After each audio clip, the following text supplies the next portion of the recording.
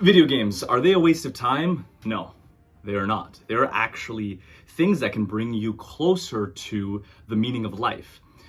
But there's a huge caveat. If you're using video games as escapism from your real life situation in the real world, yes, it is a waste of time. However, you need to be purposeful with your decisions and what you spend your time on. And so I personally think that video games are able to be a lot more interactive than other forms of media, and you are able to solve complex problems and apply the critical thinking skills you learn from those problems into the real world. And so it can be an invaluable experience as long as you're looking at it from the correct lens. And so this is why I really love puzzle games or very unique games or indie games, because they explore a lot of new ideas and it keeps things extremely fresh. I think the meaning of life is continuous growth and development. And video games are a place in which a developer can literally create a new universe that you can go and explore and learn about it and solve problems and have achievements and whatnot. And so the further that universe is different from our own, the more unique the solutions are going to be and the more we're going to grow and learn. And so therefore, if you're playing Call of Duty and things kind of mimic the real world and you're shooting guys and bad guys, it's fun from a gameplay perspective. But from a growth and learning perspective, you won't get that same fulfillment. Now, there's this developer called Increpare. He is absolutely incredible. He posts free games every month, and they all explore a very interesting idea. They're in the puzzle genre. And so he creates kind of a universe with new laws, and you're able to manipulate those laws to achieve an objective. And so one of the games he created is called English Country Tune. It's a fascinating game in which there are different types of games within the game. So one would be a kind of, pushing little spheres into kind of an end goal, or trying to remove squares off a grid. They sound very simple, but the whole idea is it's getting to the core of meaning, which is trying to see how things in an alternate universe might react differently based on their physics or based on how they interact with one another, and then exploring those ideas fully to see what might happen. And so this game is just truly incredible. It's extremely engaging. It's very fun. And there's this one level in particular where after I beat it, I just started crying. It was absolutely incredible. It was a poetic experience. And so it's a 10 out of 10 game. I haven't finished it, but I felt so compelled by the game that I had to make a video of it. And I hope that some of you played it and can share your thoughts with me. All in all, this is a fantastic game.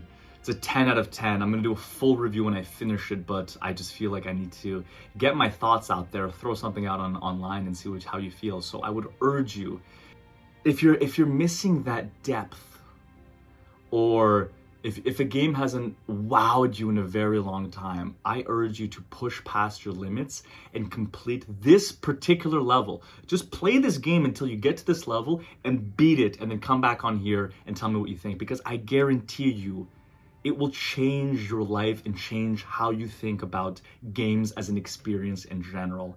And to me, that's what games are all about.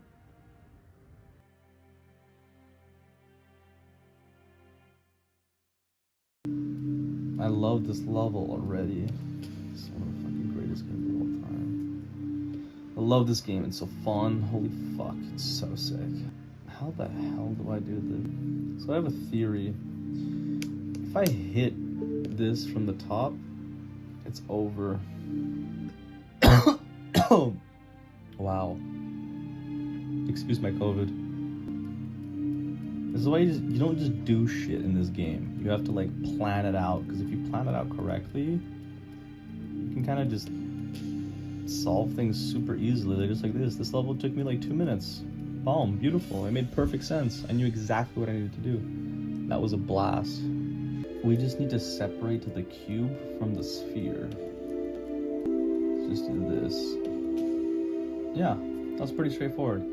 By changing the gravity of the sphere sideways, right? Because the gravity, it's currently facing this direction, straight that way. We want to change the direction to go left. So if we hit it from this side, we're going to change the gravity, separate it from the cube, Take it off. Easy level. Beautiful.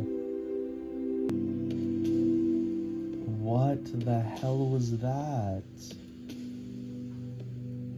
I just solved the level without even realizing it. Oh my god. You can use other objects to push the ball. I didn't even think about that, and change the way it falls. Because I've only been doing that myself. But now you can use this cube to push it up for you. That's crazy. I didn't even know that mechanic existed. Holy fuck, that puts a smile on my face. I love it. Dude, this game is so fresh. So full of ideas. He like explores every single possibility. See, you needed to know that to go into the next parts. That was crazy. Oh, there it is. That's the secret. I didn't know how to get this green ball up. I didn't know how to get it up. And so the secret here was you use this little crevice to hit it upwards. The rest of the level should be pretty straightforward. This one wasn't too bad. Easy. That was a fun one. That was easy.